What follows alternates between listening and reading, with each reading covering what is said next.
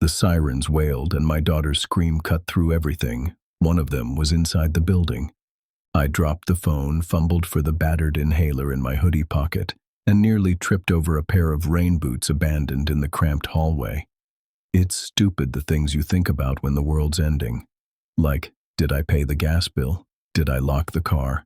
It's Thursday. I was supposed to call my mom. Before today, my biggest problem was convincing Hazel to eat real food instead of microwaved mac and cheese. I'm 33, a single dad since Allie left last summer, working night shift at the Safeway deli, scraping by with enough debt to make my stomach twist. My right knee clicks when I run, and my lungs are garbage from asthma and a decade of chain smoking. But nothing prepared me for the sound coming from the stairwell, a wet, clicking rattle that made my teeth ache. Hazel's tiny hands were knotted in my sweatshirt, her blue glitter nail polish flaking onto the cuffs. She whispered, "Dad, it's close." She hasn't called me Dad in months. She's 10, but she clings to stuffed animals and still lets me brush her hair when she's scared. I can smell the peanut butter from her breakfast on her breath. My last normal memory burned into my brain between the static bursts of the city's emergency broadcast. They never said what it was, just stay inside, barricade your doors, do not respond to voices in the hallway, even if they sound familiar. Do not trust what you see after midnight. My phone buzzed with a notification, Amber Alert, but the message glitched, scrolling sideways in red and blue blocks. All I caught was the name of the city, Portland, first to fall, first infected. My thumb hovered over the family chat, but I stopped. Mom's probably already halfway to Spokane. The apartment door's lock rattled. I pressed Hazel behind me, hand searching for anything. A lamp, her old aluminum softball bat, something to make me feel less useless.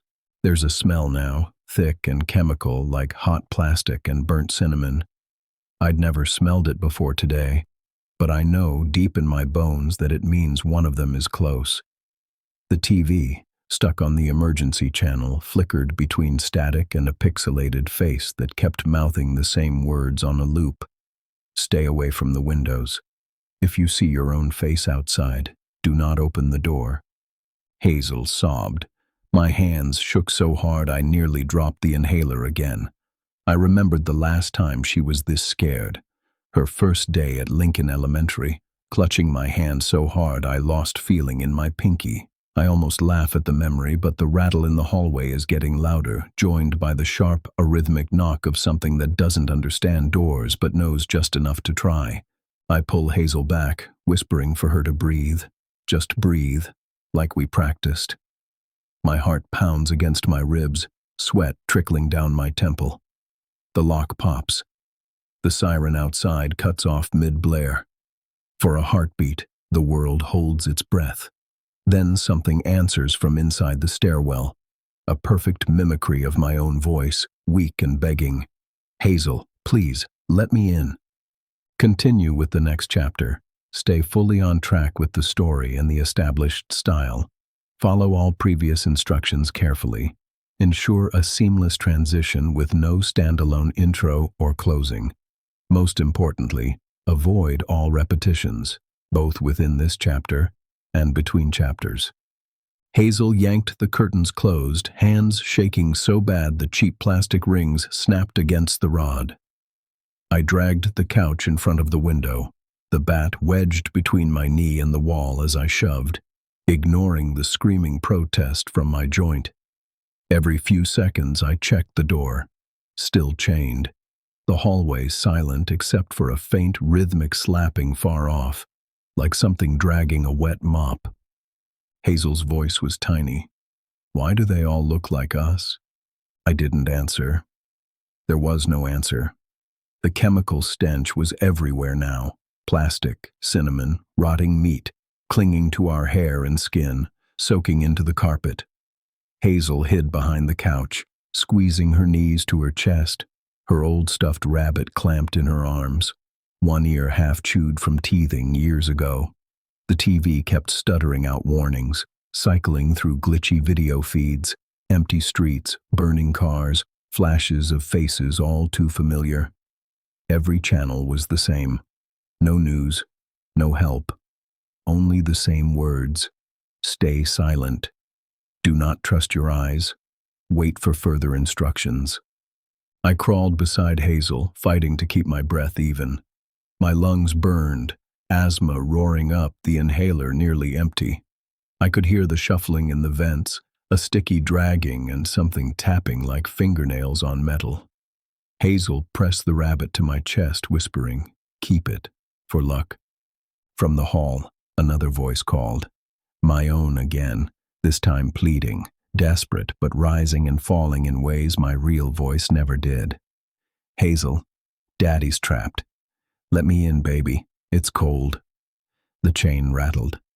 I stuffed the inhaler and wallet photo in my pocket, motioned for Hazel to follow me to the bathroom. We scrambled inside and locked the door, bracing a laundry hamper against it. The fan buzzed overhead, struggling to drown out the noise. Hazel hugged my leg, eyes wide. I remembered her last soccer game, the two of us laughing when she tripped and popped back up, grinning through grass stains. That felt 100 years away. My phone dinged. Another emergency message. All caps. Unreadable except for one clear line. "Don't let them see you move." We sat in the tub, shower curtain drawn, clutching each other, barely breathing. The footsteps circled outside. More voices joined, all versions of me, some shouting, some whispering, a broken choir trying to trick us into opening up. Hazel buried her face in my side, whispering, "Make it stop." A shadow slid under the door. The chemical smell turned choking, syrupy sweet. The bathroom light flickered. I held the bat tight, barely able to move. Then the voices outside went silent, all at once. The only sound was the TV's static, faint through the walls. My phone buzzed again, this time flashing a new warning. "They know you're here." A scraping at the vent, something squeezing through, fingers first, wrong, jointless, crawling across the tiles. Hazel screamed. I swung the bat, metal connecting with a horrible crunch, the thing shrieking like a broken radio, then vanishing back up the duct. I slammed the vent closed with the laundry hamper, heart trying to explode out of my chest. Hazel sobbed, clinging to my arm. I pressed my lips to her hair and told her, "I'm not letting them take you. Not ever." The lights went out. The whole building drowned in darkness and silence. Outside, the crowd began to climb, hands and faces pressed to the brick, inching higher, their mouths working in the dark. My phone lit up, low battery warning pulsing. I held Hazel, both of us shaking, the smell thick as oil. The last thing I saw before the battery died was a dozen faces at the bathroom window, all grinning, all mine. If you can hear this, you're not alone. Whatever you do, don't trust your eyes, don't trust your ears. And if you see your own face outside, don't ever open the door. If you want to survive stories like this, hit subscribe and turn on notifications. There's more out there than anyone is telling you. Stay safe and stay inside.